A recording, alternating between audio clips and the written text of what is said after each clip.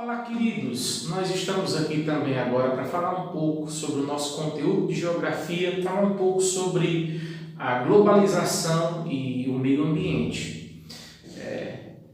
Eu creio que para que a gente possa falar em globalização e meio ambiente, para poder garantir que haja uma boa relação entre as economias globais e o meio ambiente, que é de onde essas economias globais vão extrair matérias-primas para poder produzir os seus bens tecnológicos, né? É preciso que as sociedades elas vençam o desafio de se desenvolverem em uma perspectiva sustentável. E como seria se desenvolver dentro dessa perspectiva sustentável? Era conseguir encontrar mecanismos de poder preservar a natureza para que não se faça, como eu posso dizer, para que não se faça nenhum tipo de intervenção abusiva dos recursos naturais.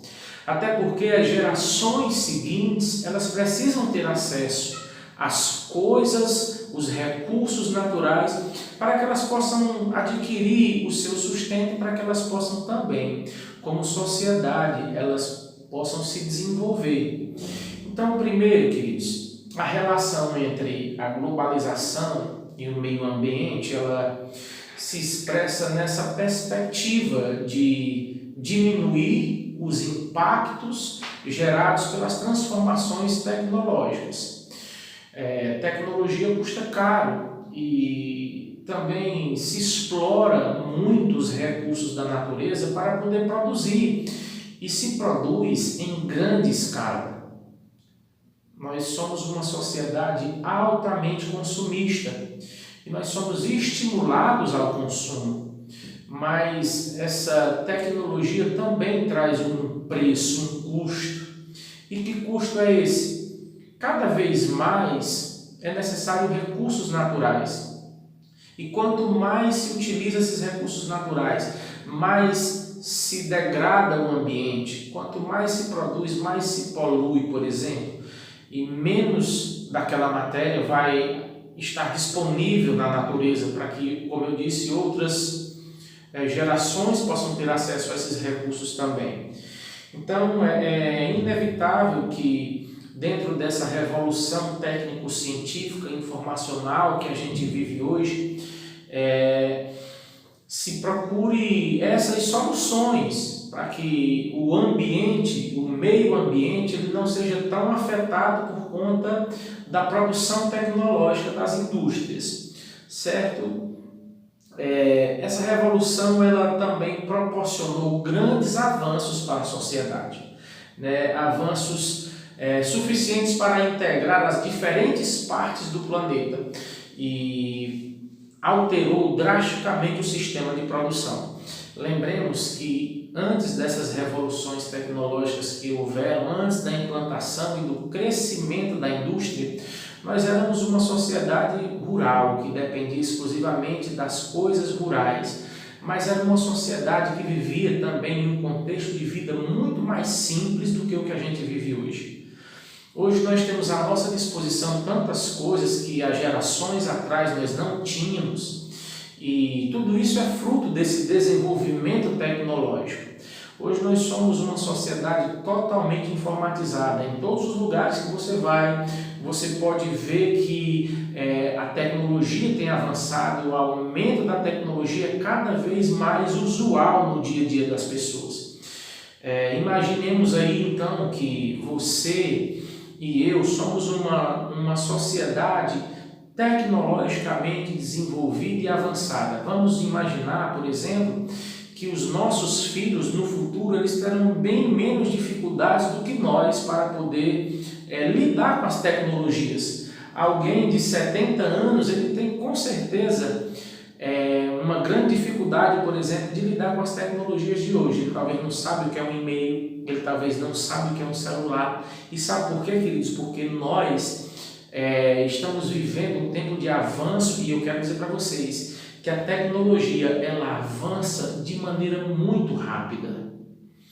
Então as pessoas não conseguem acompanhar a rapidez e nem processar essas informações, principalmente as gerações mais antigas, por assim dizer, porque elas não tiveram um contato direto, mas os nossos filhos já, desde de pequenininhos, eles já vão ter contato com coisas tecnológicas e aí para eles fica bem mais fácil.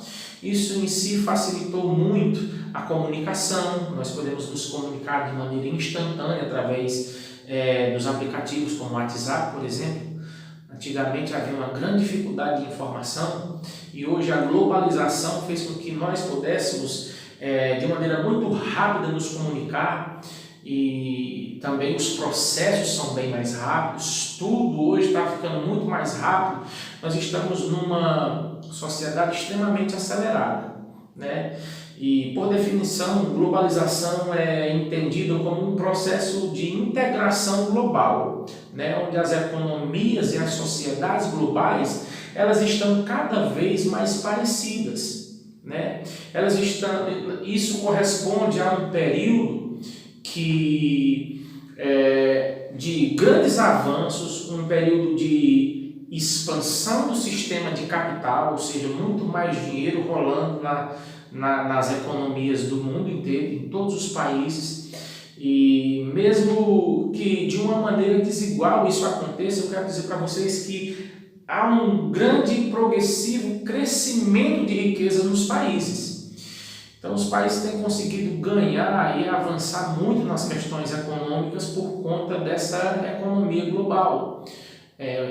A gente gosta das mesmas coisas, a gente usa os mesmos aparelhos, a gente usa as mesmas roupas e tudo isso fez com que o mundo ele se tornasse cada vez mais parecido. Haja visto que as culturas antes transformavam os países em países bem distintos culturalmente, bem diversificados culturalmente, mas hoje essa economia global fez com que os países se tornassem as economias, elas se tornassem cada vez mais parecidas, né? Embora, como eu esteja dizendo, há uma grande desigualdade na geração de riquezas. E nós podemos ver esses impactos dentro das economias globais, percebendo que existe um grande abismo entre quem não produz tecnologia e quem produz tecnologia. Quem não produz tecnologia tem uma grande dificuldade em geração de riquezas. Agora, quem produz tecnologia, ele tem uma grande vantagem em relação aos demais países, porque eles dominam algum setor tecnológico e a partir disso eles começam a desenvolver produtos e poder vender esses produtos por um preço muito caro, certo? Então, quanto mais desenvolvida tecnologicamente for a nação, mais rica, mais próspera ela será economicamente também. Nós podemos perceber que há um grande fluxo de informações ocorrendo também nos países. Então, nós temos visto grandes avanços na questão dos bens, mas nós temos visto também um grande avanço nas questões de valores e de cultura. As sociedades elas têm se comunicado através da cultura dos seus países. Então nós podemos ver que existe uma cultura sendo construída a partir do momento desse momento chamado de tecnocientífico, né, informacional. Então essa revolução tecnocientífico informacional tem feito com que essas nações elas gerem uma grande demanda de riquezas. E onde é que nós queremos agora chegar? Nós queremos chegar de como essas nações elas têm produzido essas riquezas. E a maneira com que elas têm produzido essas riquezas é que é o grande problema. Nós estamos falando em economias que desenvolvem grandes indústrias e grandes empresas e a partir do desenvolvimento dessas empresas e da exploração dos meios naturais que essas empresas realizam é que nós temos visto um grande impacto acontecendo na natureza. Então nós temos percebido o quanto isso tem gerado desgastes como a emissão dos gases tem dificultado a questão da poluição, por exemplo, quanto as indústrias têm lançado gás carbônico na natureza e quanto isso tem contribuído para o que nós chamamos de aquecimento global, sem contar na poluição dos rios, no lixo urbano, na fumaça das descargas dos automóveis, do desmatamento desenfreado, né? Nós temos aí a questão da Amazônia, por exemplo, que é algo que precisa ser cuidado e precisa ser observado. Então, todas essas questões globais, todas essas questões que são geradas por meio da economia, que são geradas por meio da cultura, né? Dessa nossa cultura industrialista, né? Tudo isso tem gerado grandes prejuízos à sociedade nessa questão do ambiente. Então é necessário, por exemplo, que os governos dos países eles comecem a discutir que alternativas eles podem implementar nesses países para que você não utilize tanto os recursos da natureza de maneira que eles venham se esgotar. Porque nós temos tipos de matéria que são renováveis. Por exemplo, se você estiver falando a respeito da madeira, por exemplo, as florestas, tanto você pode cortar essas árvores, como você pode fazer um reflorestamento, você pode plantar novamente e aí surgirem novas árvores e você restaurar. Agora, por exemplo, no petróleo é um tipo de bem que não se renova. Ele dura milhões de anos para poder ser formado no subsolo, para ser daí extraído, para ser utilizado como uma fonte de combustível fóssil. Veja, esse tipo de elemento ele não se renova. E cada vez mais nós temos que utilizar, por exemplo, o combustível como uma matéria-prima. E tudo isso vai gerando, né, um grande desgaste no ambiente. E não é à toa que o mundo tem dado as suas respostas. Nós temos vivido uma fase de grandes problemas, né, na poluição do ar, poluição das águas, poluição nas cidades, muito acúmulo de lixo, muito esgoto, muito dejeto, e todas essas coisas vêm gerando prejuízos enormes à saúde das pessoas e também vai diminuindo a capacidade de produção da natureza. E em algum momento a natureza vai cobrar o seu preço. Então, falando em globalização, basicamente para a gente resumir essa aula, primeiro, um processo de expansão tecnológica aconteceu. Depois desse processo de expansão tecnológica, um aumento exacerbado do consumo, né?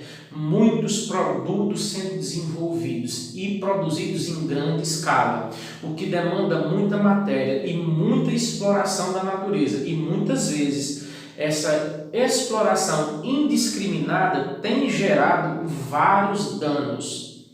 Qual é a grande sacada?